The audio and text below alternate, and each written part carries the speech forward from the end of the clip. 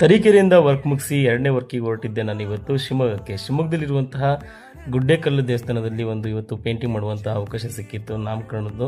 ಹಾಗಾಗಿ ಪೇಂಟಿಂಗ್ ಮಾಡೋಣ ಅಂತಂದೆ. ಇವತ್ತು ಆಕ್ಚುಲಿ ನಂಗೆ ಆರ್ಡರ್ ಕೊಟ್ಟಿದ್ದೆ ಇವರು ಮನು ಅಂತ ಹೇಳ್ಬಿಟ್ಟು, ಡೆಕೋರೇಷನ್ ಈವೆಂಟ್ ಆರ್ಗನೈಸರ್. ಇವರು ನಾನು ಮಾಡ್ತಿರುವಂತಹ ಪೇಂಟಿಂಗ್ ನ ಇನ್ಸ್ಟಾಗ್ರಾಮ್ ಅಲ್ಲಿ ನೋಡಿ ಕ್ಲೈಂಟ್ಗೆ ಇದೇ ತರ ಪೇಂಟಿಂಗ್ ಮಾಡೋಣ, ನೇಮ್ ರಿವೀಲ್ಗೆ ತುಂಬಾ ಚೆನ್ನಾಗಿರುತ್ತೆ ಅಂತ ಹೇಳ್ಬಿಟ್ಟು ನನಗೆ ಆರ್ಡರ್ ಕೊಟ್ಟರು. ಸೊ ಇವತ್ತು ಇದೇ ಪಾಪದು ನಾಮಕರಣ ಇದ್ದಿದ್ದು, ಹಾಗಾಗಿ ಪೇಂಟಿಂಗ್ ನೆಲ್ಲ ನಾನು ಮಾಡ್ಕೊಳ್ಳೋಕೆ ಸ್ಟಾರ್ಟ್ ಮಾಡ್ಕೊಂಡೆ. ಇವತ್ತು ನಾನು ಟ್ವಿನ್ಸ್ ಪಾಪದು ಪೇಂಟಿಂಗ್ ಮಾಡಬೇಕಾಗಿತ್ತು. ಹಾಗಾಗಿ ಒಂದೇ ಫ್ರೇಮ್ ಅಲ್ಲಿ ಇಬ್ರು ಪಾಪದು ಫೋಟೋನ ಬರ್ದೆ. ಬಂದಿರುವಂತಹ ಜನಗಳೆಲ್ಲ ಕಾಯ್ತಾ ಇದ್ರು, ಏನೋ ಬಿಡಿಸ್ತಾ ಇದಾರೆ ಅಂತ ನೋಡ್ತಾ ಇದ್ರು. ಸೊ ಫೈನಲಿ ಮಿಂಚ್ ಹಾಕುವಂತ ಟೈಮ್ ಬಂತು.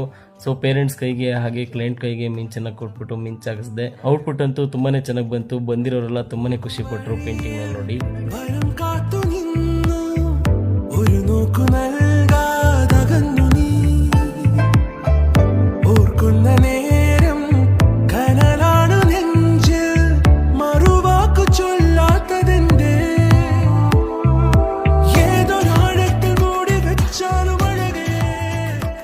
ಫೈನಲಿ ನಾವು ಮಾಡಿರುವಂತಹ ಗ್ಲಿಟರ್ ಆರ್ಟ್ ಅನ್ನ ನೋಡಿ ಕ್ಲೈಂಟ್ ಏನೆಂದು ಅಂತ ಕೇಳೋಣ ಬನ್ನಿ.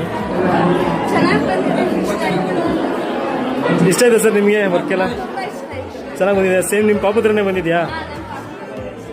Okay madam, thank you madam, thank you sir.